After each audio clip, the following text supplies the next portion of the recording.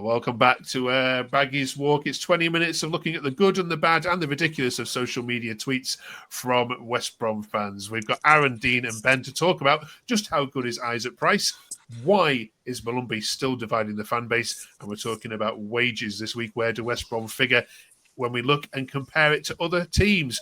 Welcome back. We're talking about the QPR game. We're, of course, too early to talk about how the Burnley game has gone, Aaron, but what was your main takes from QPR?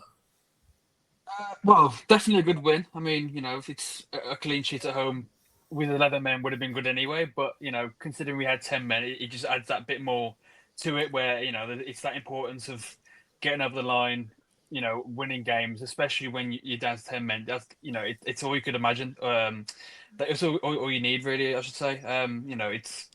It's a massive boost for us considering a lot of teams around us drop points. I mean, Coventry still won, which is a bit disappointing, but we're not far behind them. We've still got them to play. So yeah, it's very positive. Obviously from Furlong's perspective, it's the same with what Barty done against wherever it was. I can't remember, but yeah, it's another stupid one where it's 3 games now, 3 massive games. Burnley away, Hull at home, and Norwich away, which are 3 good teams in this league. So it's going to be a big miss. It's a tough task for Mowbray to decide who he can bring in. It's possibly going to be Holgate, which worries me a little bit because I don't think he fills that role well at all, if I'm honest. But I'm not gonna sit here and slander him yet. He hasn't played it right back yet. I think that's more his matchup position, if I'm honest. But even still, he's not been the greatest this season. I will admit. But yeah, hoping for a good result against Burnley at least, but it's a tough task to go there. I'll tell you, his natural position is hanging the kits out. Is what his natural position is. Not right back. Right, Ben. Isaac Price. Come on, let's wax lyrical about him. Here's his heat map. Suggested this is put out by the club as well. Just his engine that he has on this young man is just phenomenal. Talk me through him. Yeah, I mean, he was superb on Saturday. He got himself about really well. I think he helps us out a lot in the press as well. He gets himself up and down the pitch, and looking at his frame, you don't really expect him to do that because he's quite gangly. He's quite, he's got that figure. Yeah. But he gets himself about really well. I was quite surprised to see him do that.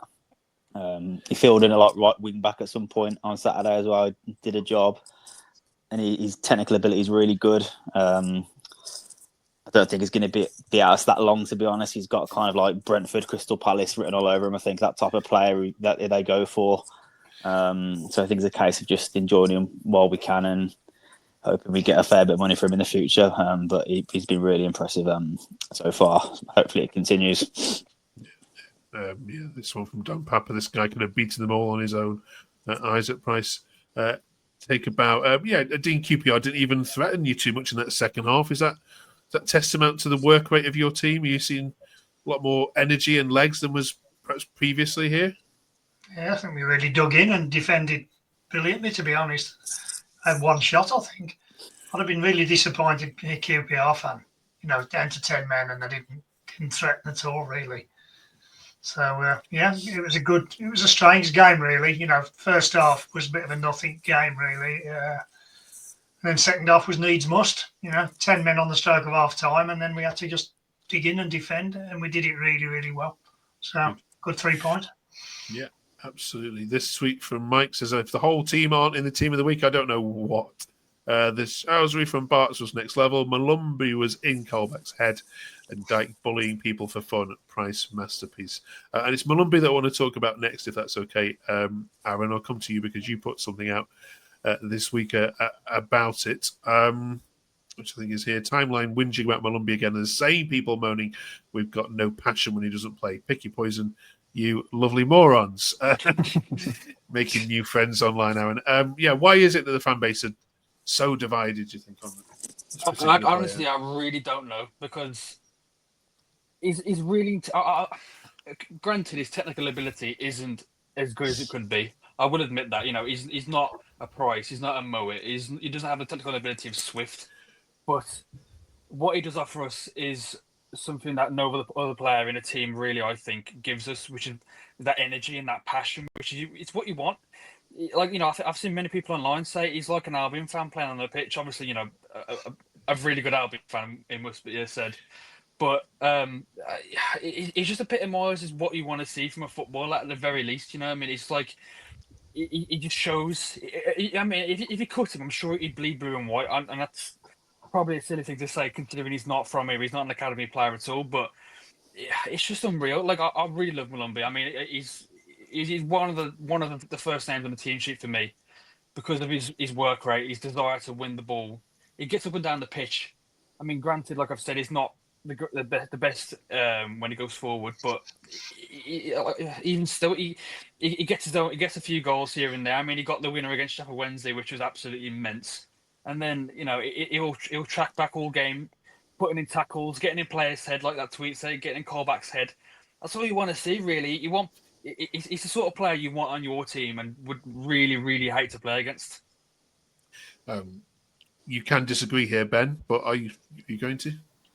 No, it's really hard to disagree because it's everything you want to see. Personally, I'd rather see someone play like that than someone who beats every man on the pitch and puts in the top corner. I'd rather see someone play with that passion and desire. We forget he's still 24, 25. He's still relatively young as well.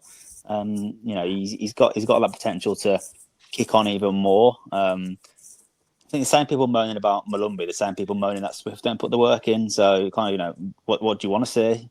You can't have a bad word to say about him. Yes, he's not a technically gifted player. I think he knows his role. His role is to get the ball, give it to one of the players who can pick a pass. But in terms of desire, work ethic, and commitment, he's right up there. And I think it's crazy that people are slagging him off and criticising him because it's what you want to see. Dean, where do you sit on this? People having a go? I can't understand it, to be honest. I don't know how anybody can have a go at him. I wish the other players showed as much passion as he does. My mate said to me the week before last, he said, he's an idiot. I said, yeah, but he's our idiot. I'd rather have him on our team. That's it. It'd be a nightmare to play against. And as the other lad said, he's not the most technically gifted player in the world, but his passion and his energy is just first class. So I don't know anybody can knock him at all. Okay. We'll settle that debate then. Thank you very much. Finally, this week, in terms of this match anyway, Carl says, Bart's and Hegem were immense together, complement each other really well. Bart's a leader, but Hegem is a superb player. We already know that. Bart's has been a mainstay of our defence since the day he joined us. The defence looks so much better when he is there. Come on, you baggies. Aaron, do you agree with all that? We haven't mentioned Hegem for a couple of months, so it's time we got our Hegem shout in. Yeah, I mean, I definitely would agree. It's our best partnership at the back. I think they complement each other well. I think Bartley, where he lacks in pace and where he lacks on the ball, Hegem makes up for that, and the vice versa. It's a perfect partnership, and it's a difficult one really because obviously Bartley's contract expires at the end of the season, and I think it's a question among fans where it's like, do you give him another contract, another year maybe? But for me, I would say no. I mean, obviously it's a tough one because he's been a very good player this season, and he makes us a better team defensively, But he's 33 now, pushing 34. We've got to move on from players who've been here since 2018, 2019 sort of thing. So, it's as much as I love Bartley, I think he's a really good player. I think he makes us a much better side. I think it's time we look past him for this season, beyond this season. And to be fair, even with Hegem as well, I think Hegem will outgrow us. And it's one of those where you've got to plan for the long run. I assume the deal to bring him in on the cheap will be to sell him for a much more bigger profit. There's always that factor as well where obviously they're both performing well now, but I can't really see the pair of them at least being here beyond this season. Okay. Good shouts. We are talking about wages, of course, as well this week across all 24 of our channels. We've been putting it to our teams about some of the graphics that have been produced. Salary Sport, which is a pretty reputable organisation in terms of looking at sports management and finances, reckon, Ben, that Albion are, the 7th highest in terms of wages being paid out this season? First question, obviously, does that surprise you at all, given what we've talked about with your financial issues this year?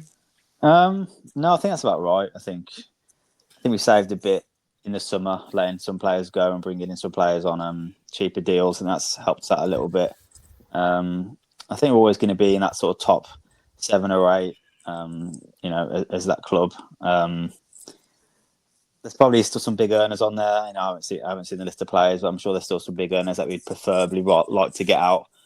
In the past, we've been buying the best players from the Championship on a free and giving them massive deals. Swift, Wallace, etc. So that they're still going to be high earners. As we said before, though, I think the model's changing. I think we're looking at bringing in younger players on, obviously lower wages. So the model's changing. So hopefully we can sort of be in a good financial position based on that. Okay. 7th is about right, I think, for us at the minute. The same organisation put out the estimated earnings from each of the players. I mean, guess which player is the top of the Baggies list in terms of wages? Major Swift, maybe. It's our old friend. Yeah, I mean, not sure how much the 70 grand a week. Baggies, please promise me, help me out, Dean, that Baggies won't be paying that. I would imagine your lot will be paying a big chunk of that. I bloody hope not. Albion wouldn't buy that. Jesus Christ. 70 grand. Oh, yeah. Goodness me. And then, all the others look pretty reasonable on there, Dean, for you, do they? I mean, we don't know whether it's, true or not, but they're pretty reputable. What do you reckon? Any surprises on here? No, not really. I think come the end of the season, obviously Adam Armstrong will probably go back to Southampton. I think Wallace and Swift will probably move on, possibly Dean Garner. So we've got a new model now. We've been getting players sensible wages, and we're left with a lot of the old silly money, to be honest. So on the right tracks at long last.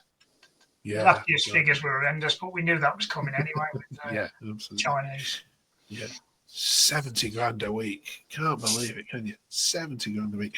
Right, finally this week we are talking about League One and which teams we'd love to see come up from that particular division. Now, obviously, we're going to start with the obvious one to all of you.